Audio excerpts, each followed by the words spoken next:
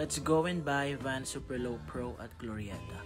Actually, nung unang kita ko to sa IG, sabi ko hindi ako papayag na hindi ko siya mabili at ito na nga. Bibili na tayo ngayon sa Glorieta. At this point, super excited na ako na makita siya personally. Kompleto lahat ng colorway sila but yung target natin dito right now is yung kulay red.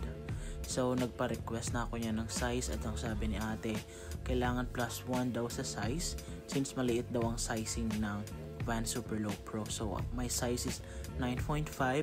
I requested to try the 10 and also the 11 but mas comfy sa akin yung 11. Look at the fit. At first, nagdadalawang isip ako kung bibili ako nito kasi malapad yung pa ako. So, iniisip ko na hindi siya bagay pero when I tried the size 11, saktong-sakto lang siya para sa mga malalapad na paa. And bayaran na natin and I'll be posting here sa TikTok yung fit ko using this new Vans. Bye!